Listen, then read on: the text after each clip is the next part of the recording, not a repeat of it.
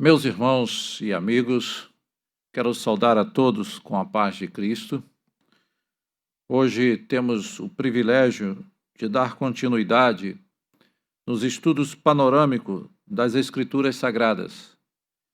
Chegamos ao Novo Testamento e desta feita chegamos ao quarto evangelho, o Evangelho de João. Queremos ter a oportunidade de oferecer a todos uma reflexão de forma panorâmica sobre o Evangelho de João. Para isso, nós seguiremos um roteiro didático, buscando oferecer aos irmãos uma compreensão geral deste Evangelho. Inicialmente, queremos destacar que o Evangelho de João é considerado, sobretudo, um livro devocional, mas também um livro teológico. É dito sobre o Evangelho de João que nenhum outro livro levou tantas pessoas a Cristo e inspirou tantos a segui-lo e servi-lo. Obviamente, se tentarmos fazer alguma comparação entre os evangelhos chamados sinóticos, Mateus, Marcos, Lucas, nós verificaremos que João é completamente diferente na sua estrutura, no seu estilo. João, ele enfatiza a teologia, ele enfatiza o relacionamento. Podemos ouvir alguns estudiosos afirmarem e dizerem as seguintes palavras a respeito do Evangelho de João: a relação de Jesus com indivíduos é mais acentuada do que seu contato geral com o público. Esse Evangelho é fortemente teológico e discute de modo específico a natureza de sua pessoa e o significado da fé nele. Cabe aqui algumas informações preciosas.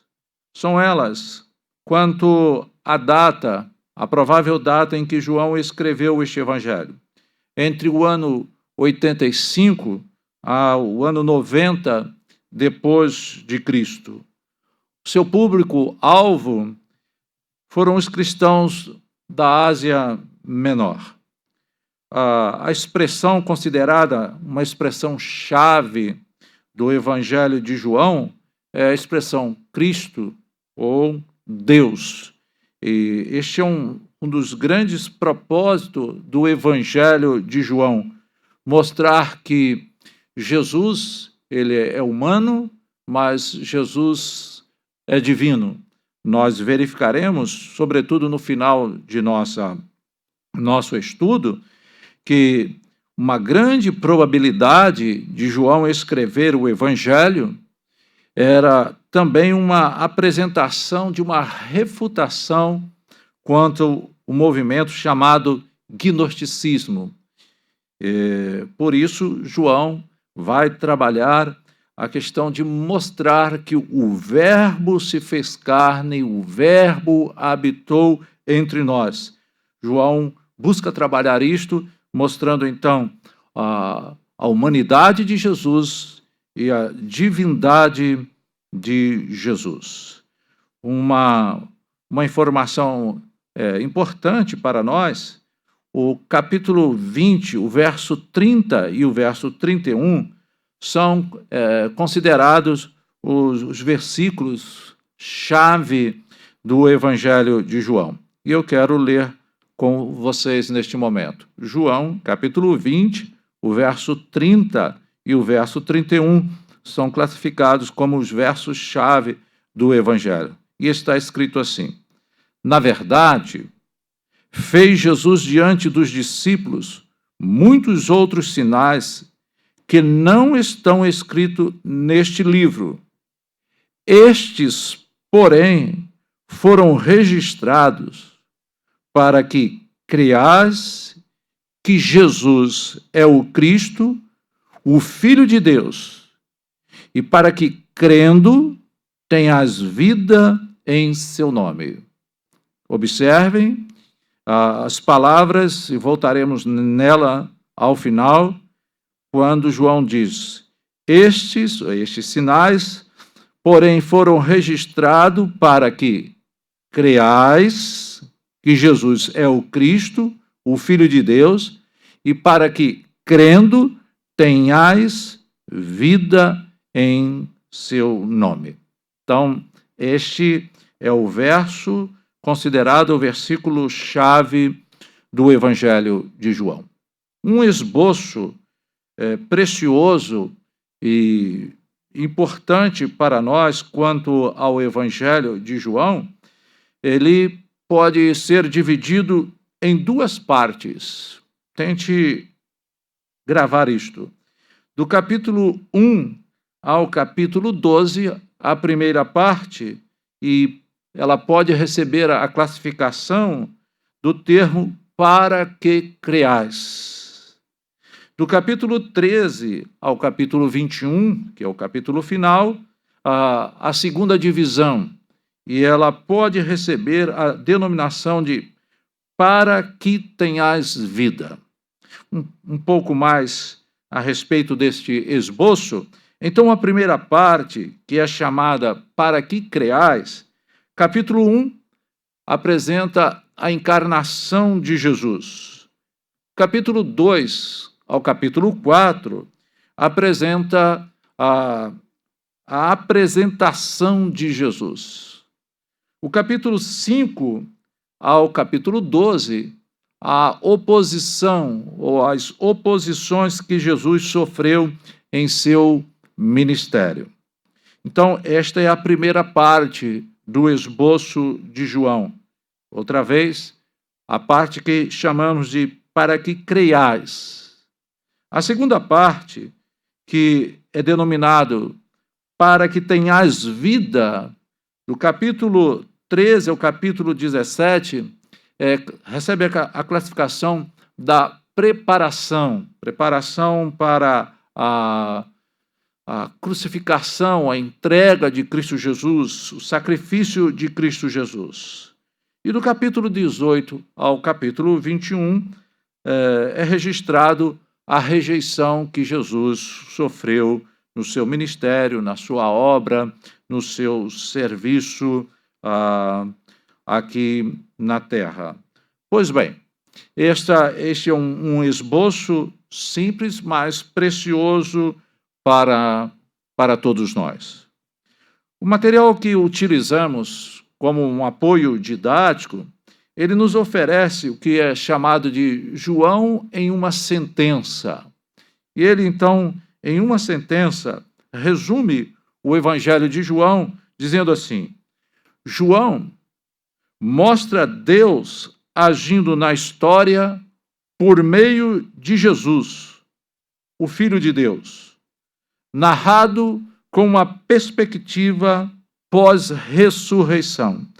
Esta, então, é uma sentença que nos apresenta o Evangelho de João.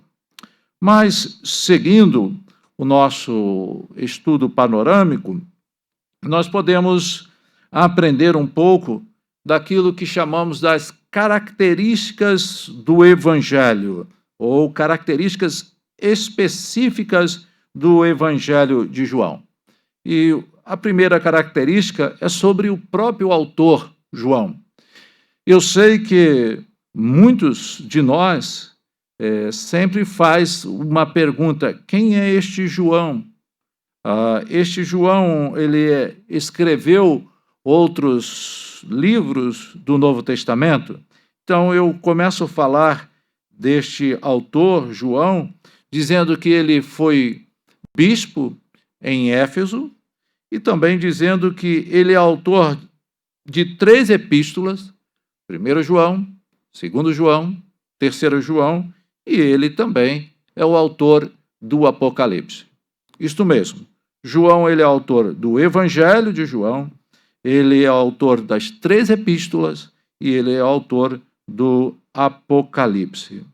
João, ele foi um evangelista e foi testemunha ocular de fatos da vida de Jesus. Um exemplo disto, quando lemos João capítulo 19, o verso 35, está escrito assim: aquele que isto viu testificou, sendo verdadeiro o seu testemunho, e ele sabe que diz a verdade, para que também vós creais.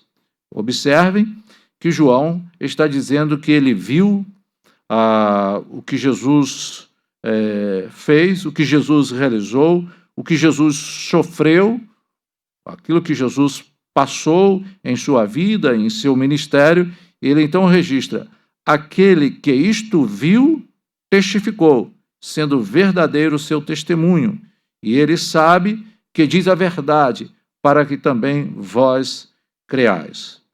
É interessante também, falando sobre João como autor do Evangelho, ele é um daqueles discípulos de Jesus que fazia parte do círculo íntimo dos 12 discípulos. Pedro, Tiago e João, então, eram aqueles discípulos que faziam parte do chamado círculo íntimo dos discípulos de Jesus. Uma outra coisa a respeito do autor, e última que quero mencionar, em 3 ocasiões importantes do ministério terreno de Jesus, João ele foi mencionado em companhia de Tiago e de Pedro. Quais foram essas ocasiões? Na ressurreição da filha de Jairo, está registrado em Marcos 5, o verso 37, aparece neste episódio a presença e o registro de João ali. Na hora da transfiguração, João também aparece ali, Marcos 9, o verso 2, e no jardim do Getsêmani. Jesus, então, João aparece também ali, registrado em Marcos capítulo 14, o verso 33. Este é uma das características do Evangelho de João sobre o autor. Sobre o livro de João, vamos destacar alguns pontos que são bastante marcantes do livro de João. O primeiro ponto que queremos destacar é que cerca de 90% do Evangelho de João, ele é exclusivo de João. O que é isto? Você não encontra em Mateus, você não encontra em Marcos, não encontra em Lucas, você somente encontra este material registrado por João. Este é um ponto significativo. Um outro ponto sobre o livro são os discursos de Jesus registrados por João. São 4 longos discursos que João apresenta que Jesus fez. Esses discursos eles são bastante conhecidos, até mesmo conforme falamos na introdução, que o Evangelho de João é considerado o livro que levou e inspirou tantas pessoas a seguir a Jesus. Portanto, esses discursos, eles são bastante conhecidos. Eu vou mencionar os 4 e lerei um para nós aqui neste panorama. O primeiro discurso é conhecido como Jesus, o pão da vida. Está em João, capítulo 6, do verso 22 ao verso 40. O outro discurso é o discurso apresentando Jesus como a luz do mundo, capítulo 8, do verso 12 ao verso 20. O terceiro discurso é apresentado Jesus como o bom pastor, ou Jesus faz um discurso apresentando-o como o bom pastor. Está em João capítulo 10, do verso 1 ao verso 18. E o quarto discurso é considerado o discurso do cenáculo, que vai do capítulo 14 ao capítulo 16. Eu quero, então, oferecer para nós aqui, neste momento, a leitura de João capítulo 10, do verso 1 ao verso 18, que é conhecido como o discurso de Jesus, o bom pastor. Está registrado assim, capítulo 10, verso 1 ao verso 18. Em verdade vos digo, o que não entra pela porta do aprisco das ovelhas, mas sobre por outra parte, esse é ladrão e salteador. Aquele, porém, que entra pela porta, esse é o pastor das ovelhas. Para este o porteiro abre. As ovelhas ouvem a sua voz. Ele chama pelo nome as suas próprias ovelhas e as conduz para fora. Depois de fazer sair todas as que lhe pertencem, vai adiante delas, e elas o seguem, porque lhe reconhecem a voz. Mas de modo nenhum seguirão o estranho, antes fugirão dele, porque não conhecem a voz dos estranhos. Jesus lhes propôs esta parábola, mas eles não compreenderam o sentido daquilo que lhes falava. Jesus, pois, lhes afirmou de novo: em verdade vos digo, eu sou a porta das ovelhas. Todos quanto vierem antes de mim são ladrões e salteadores, mas as ovelhas não lhe deram ouvido. Eu sou a porta. Se alguém entrar por mim, será salvo.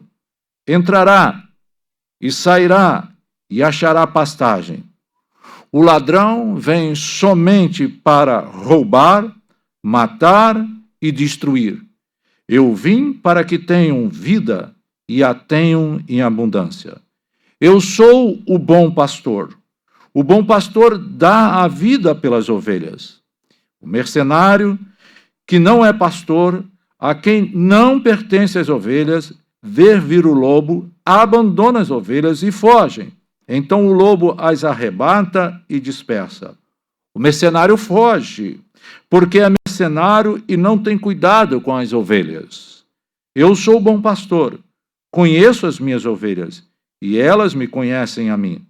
Assim como o Pai me conhece a mim, eu conheço o Pai, e dou a minha vida pelas ovelhas. Ainda tenho outras ovelhas, não deste aprisco.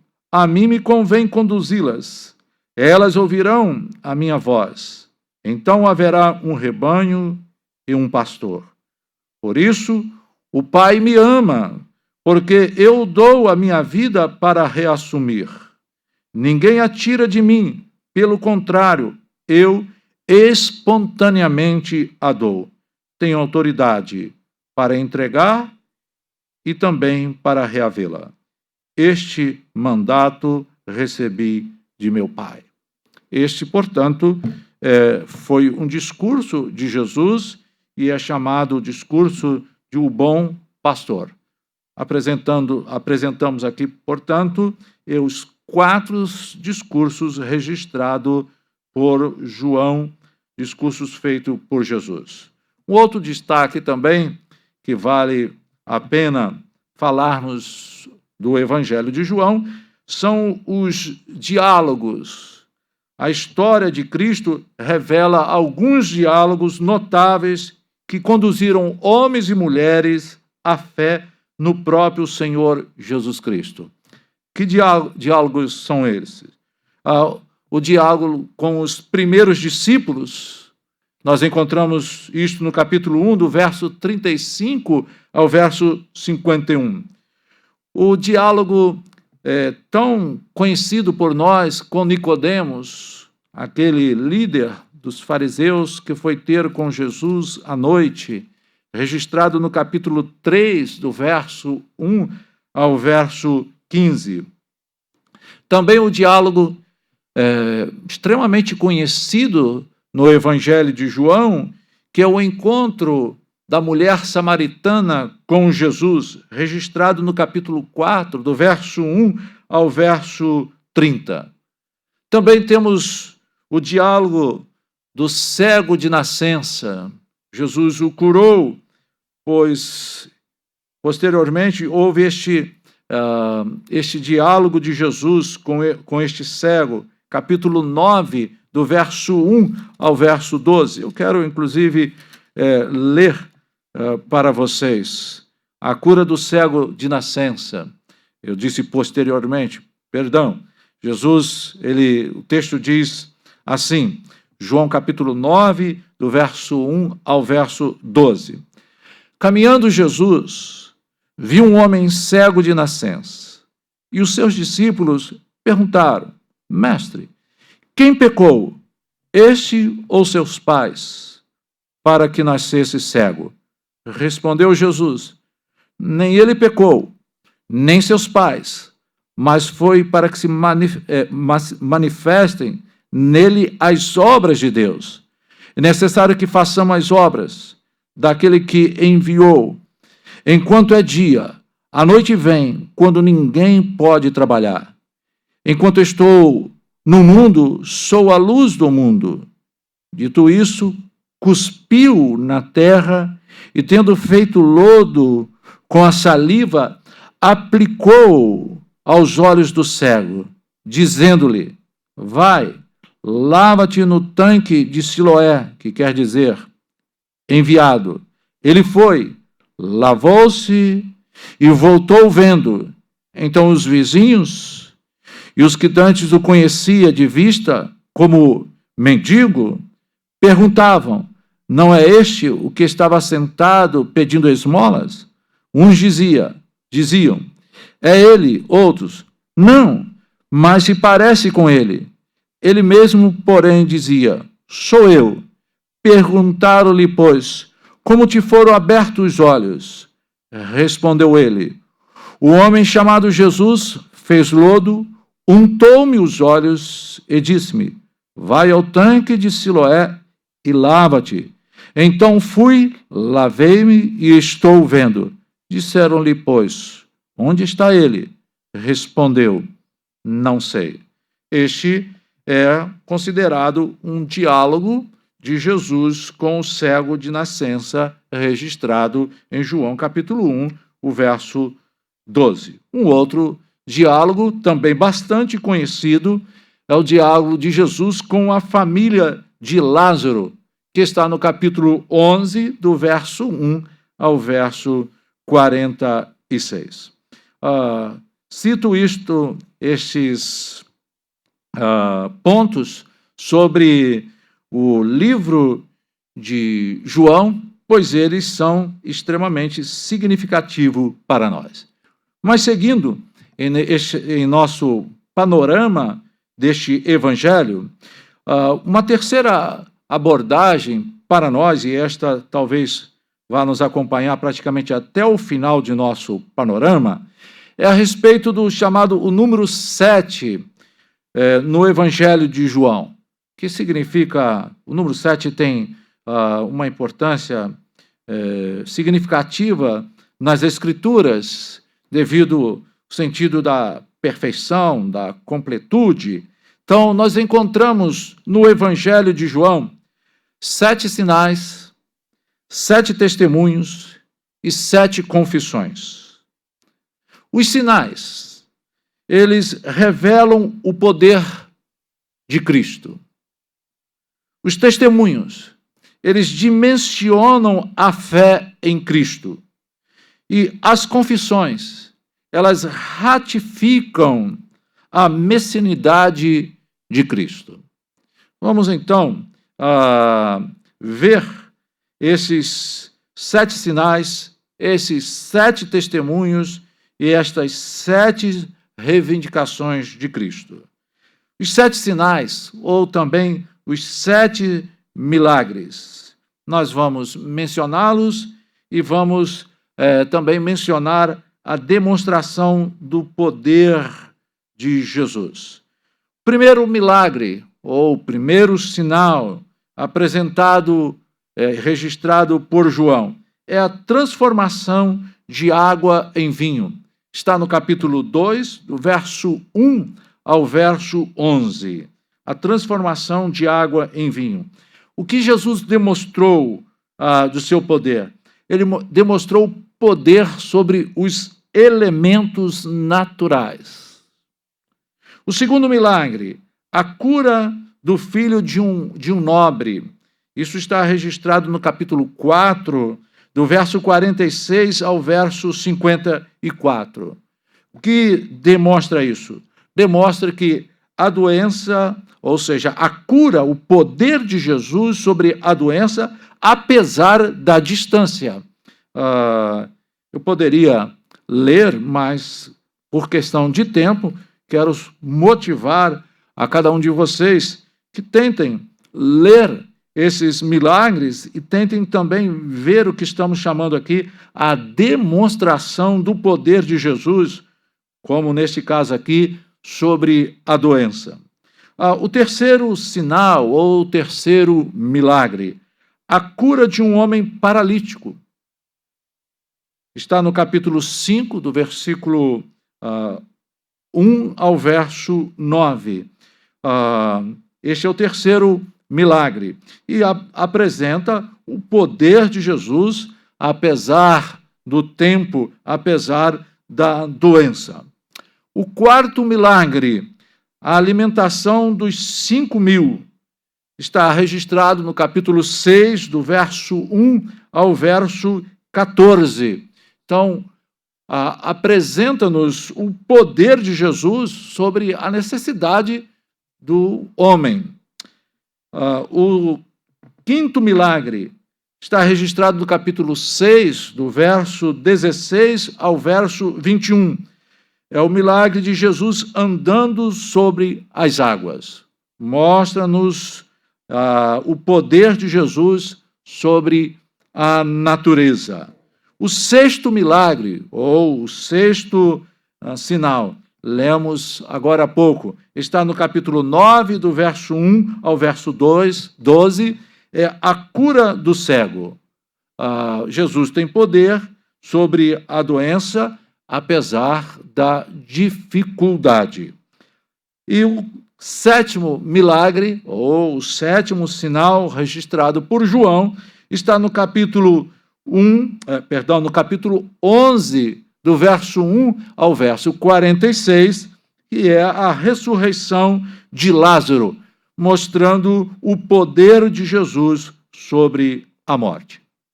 Pois bem, vale ressaltar que diante desses sinais, diante desses milagres, houveram reações. E podemos dizer, houve reações. Muitos creram e foram salvos. Então, quando você ler esses milagres, você observa homens e mulheres crendo, homens e mulheres recebendo a salvação, mas também, quando você ler esses milagres, você encontra homens e mulheres negando o poder de Deus, não crendo em Cristo e também não obtendo a salvação. Você, lendo os apontamentos dos textos que falamos sobre os sinais, sobre os milagres, você verá, então, essas duas reações. Aqueles que creem e aqueles que rejeitam. Aqueles que foram salvos e aqueles que não foram salvos, porque não creram. Seguindo sobre este número 7 no Evangelho de João, nós temos os chamados 7 testemunhos sobre Cristo. Que é isto? 7 personagens diferentes se pronunciaram apresentando a identidade de Jesus. Outra vez, só farei menção, por uma questão de tempo, e seguiremos adiante. São os seguintes personagens. Primeiro, João Batista. Está no capítulo 1, o verso 34. A identidade que ele apresenta de Jesus, ele diz: ele é o Filho de Deus. Um outro personagem que está registrado no capítulo 1, verso 41, André. Ele citou e ele identificou Jesus dizendo: achamos o Messias. Outro personagem, terceiro, capítulo 1, verso 49, Natanael. A identidade que ele fez de Jesus, a identificação que ele fez de Jesus. Tu és o Filho de Deus, tu és o Rei de Israel. O quarto personagem e a quarta identidade apresentada de Jesus, Pedro, capítulo 6, o verso 69, ele identificou Jesus assim: tu és o Santo de Deus. A quinta pessoa, ou quinto personagem a apresentar Jesus e identificar a Jesus foi Marta. João capítulo 11, o verso 27. Ela identificou Jesus e o chamou dizendo: tu és o Cristo, o Filho de Deus. O sexto personagem, capítulo 20, o verso 28, Tomé. Tomé, apresentou a Jesus, identificou a Jesus dizendo: Senhor meu e Deus meu. E finalmente, João, no capítulo 20, o verso 31, ele disse: Jesus é o Cristo, o Filho de Deus. Foram 7 personagens que pronunciaram apresentando a identidade de Jesus, sempre apresentando-nos o lado divino de Jesus, mostrando a divindade de Jesus. E volto a dizer, este foi um dos grandes focos do Evangelho de João. Apresentar que o Verbo se fez carne, mas apresentar que o Verbo, ele é Deus, e o Verbo tem a mesma essência do Pai, e o Verbo tem o mesmo poder, e o Verbo tem o mesmo domínio, e o Verbo tem, conforme falamos dos sinais, ele tem poder sobre os elementos naturais, ele tem poder sobre a morte, ele tem poder sobre a natureza. Seguindo a terceira abordagem sobre o número 7 em João, 7 reivindicações de Cristo. Isso é importante.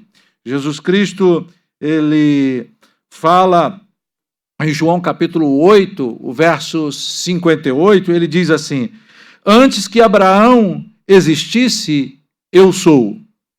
Esta identificação, esta expressão, eu sou, é a mesma expressão que o próprio Deus diz a Moisés, quando Moisés pergunta a Deus: quando me perguntarem quem é que me enviou, o que eu direi? Qual o nome que eu falarei? E Deus disse a Moisés: o eu sou. Então, Jesus Cristo, no Novo Testamento, e João registra isso, que Jesus apresenta-se dizendo: antes que Abraão existisse, eu sou. Então, é destacado 4 reivindicações de Cristo com esta expressão eu sou. A primeira dela, em João capítulo 6, o verso 35, Jesus diz: eu sou o pão da vida. A segunda, Em João capítulo 8, o verso 12, Jesus diz: eu sou a luz do mundo. No capítulo 10, o verso 7 ao verso 9, inclusive já lemos aqui neste panorama, Jesus diz: eu sou a porta.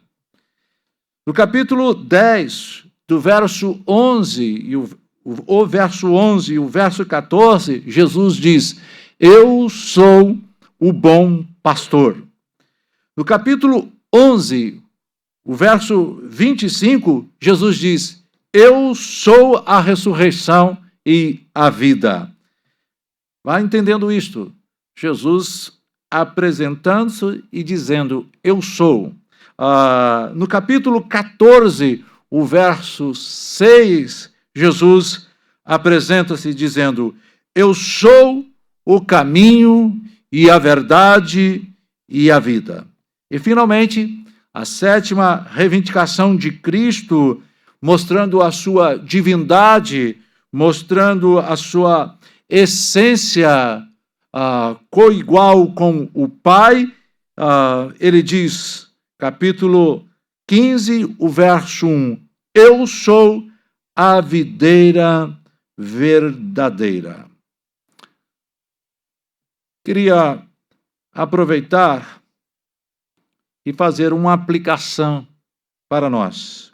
O nosso material didático, ele nos oferece esta oportunidade. Ele diz assim, ouçam para a nossa reflexão também, dentro deste panorama que estamos oferecendo do Evangelho de João.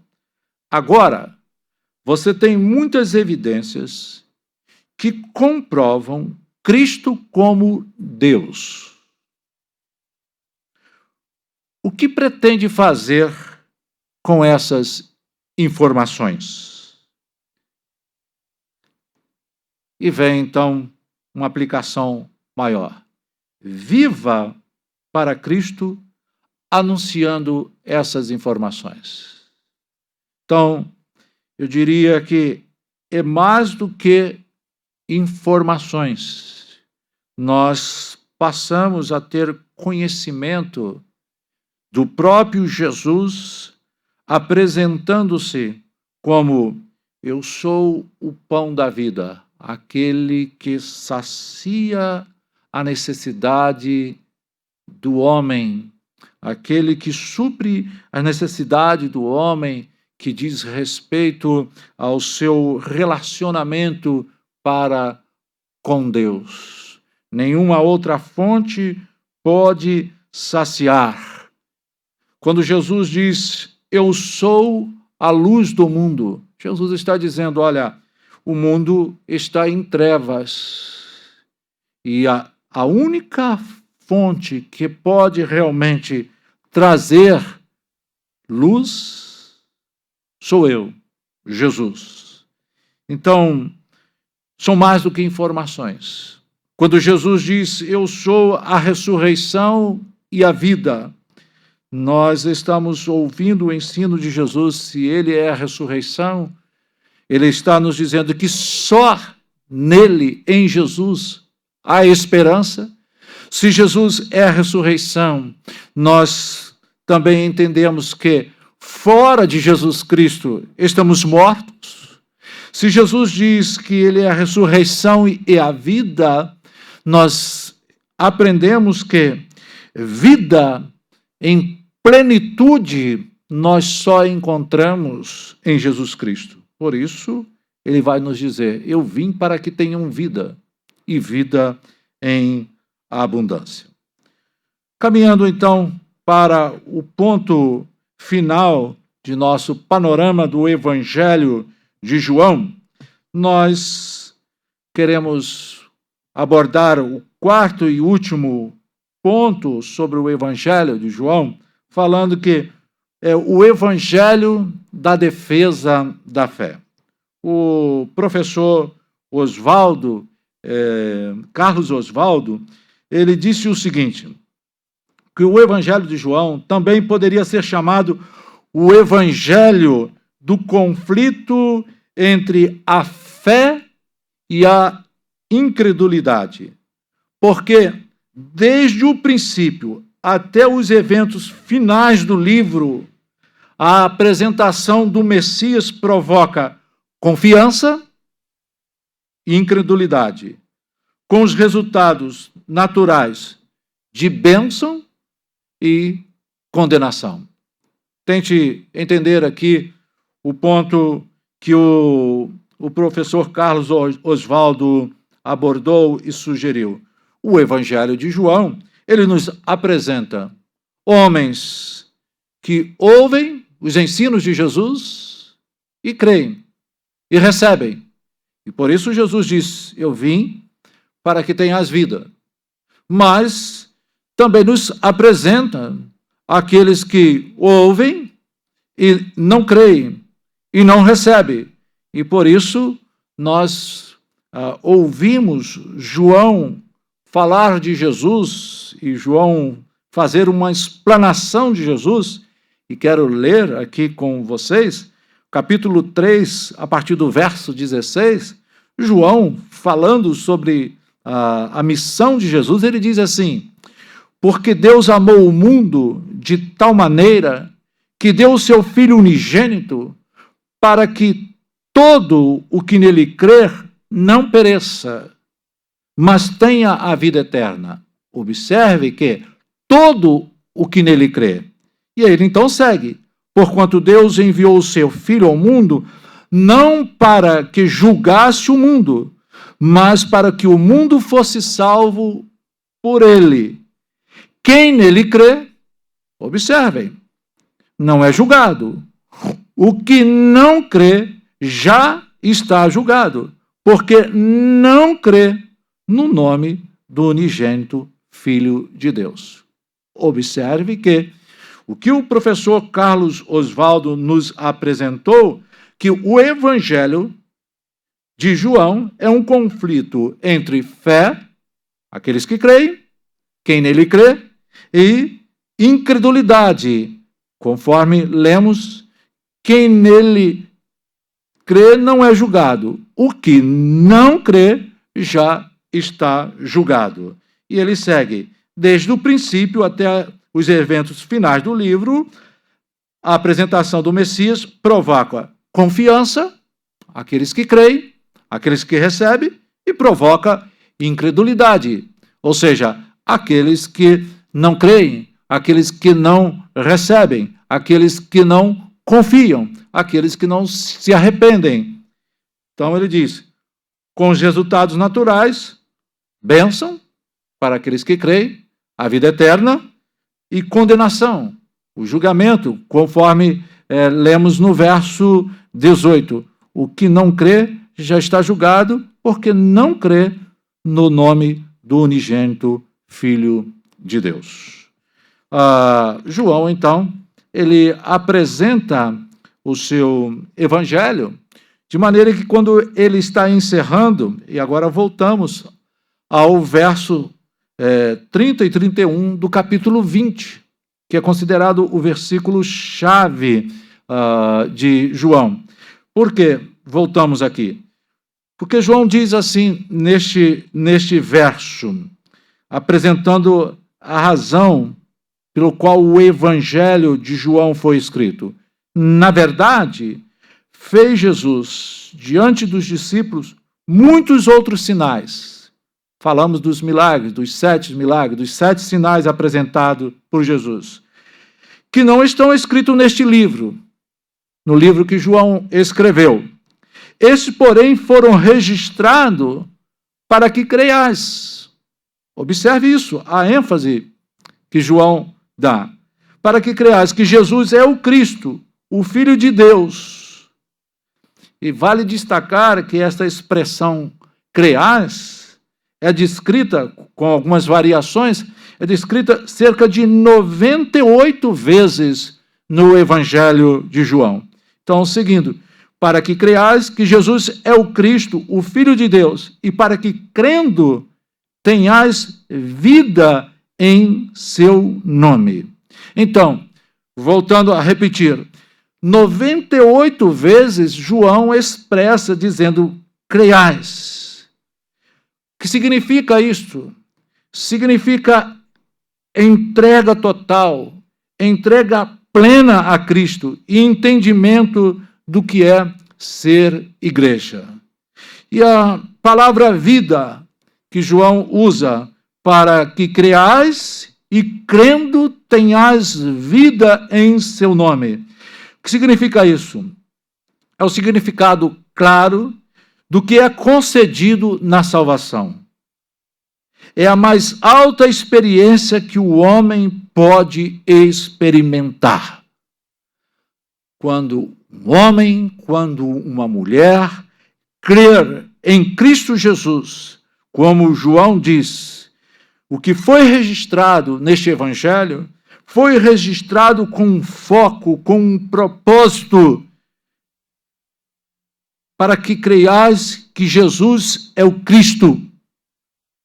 E uma vez crendo, uma vez recebendo, uma vez se entregando, uma vez entendendo, uma vez recebendo Jesus Cristo, tenham vida em seu nome. Eu então termino este esboço de João, oferecendo algumas aplicações, ainda que simples, mas valiosas. E a primeira dela é: Jesus, ele é o Criador de todas as coisas. O Evangelho de João inicia dizendo isto, que o Verbo se fez carne, que o Verbo habitou entre nós. Capítulo 1, verso 3, ele diz que todas as coisas foram feitas por intermédio dele e sem ele nada do que foi feito se fez. E qual é a aplicação? Qual é a pergunta? Você crê nisso? A segunda pergunta, a salvação exige arrependimento e novo nascimento. Nós encontramos isto na narrativa de João capítulo 3, do verso 1 ao verso 15, no encontro de Nicodemos com Jesus. A pergunta é: você já é salvo? Lemos e aprendemos neste panorama que só Jesus pode salvar. E qual é a aplicação? Você crê nisso? Você recebe isto? E, finalmente, Jesus é o bom pastor. Inclusive, lemos esta narrativa. A pergunta é, e esta é uma pergunta para oferecer uma reflexão para nós, mas também uma pergunta para trazer paz à nossa alma, trazer paz ao nosso coração. Jesus é o bom pastor. A pergunta é: você faz parte das ovelhas de Cristo? Porque ser ovelha de Cristo é saber do cuidado que ele tem com as suas ovelhas. Ser ovelhas de Cristo é saber o zelo que ele tem com as suas ovelhas. Ser ovelhas de Cristo, como ele mesmo nos diz, eu sou o bom pastor. Eu dou a minha vida pelas minhas ovelhas. Ser ovelhas de Cristo é conhecer a voz do bom pastor, é seguir a voz do bom pastor, é dar ouvido à voz do bom pastor. Ser ovelha de Cristo é ter a certeza daquilo que ele mesmo disse: ninguém atira de mim. Ninguém pode arrancar as suas ovelhas de seu aprisco, de seu cuidado. Deus te abençoe, que Deus te guarde, e que você possa ter a convicção que Jesus é o bom pastor e que você faz parte das ovelhas de Cristo. Ele te abençoe. Por tudo que tens feito, por tudo tudo que vais fazer, por tuas promessas e tudo que és. Eu quero te agradecer com todo o meu ser. Te agradeço, meu Senhor. Te agradeço, meu Senhor. Te agradeço por me libertar e salvar, por ter morrido em meu lugar. Te agradeço, Jesus, te agradeço. Eu te agradeço, te agradeço por tudo que tens feito, por tudo que vais fazer, por tuas promessas e tudo que és. Eu quero te agradecer com todo o meu ser. E aí? Te agradeço, meu Senhor. Te agradeço, meu Senhor. Te agradeço por me libertar e salvar, por ter morrido em meu lugar. Te agradeço, Jesus, te agradeço.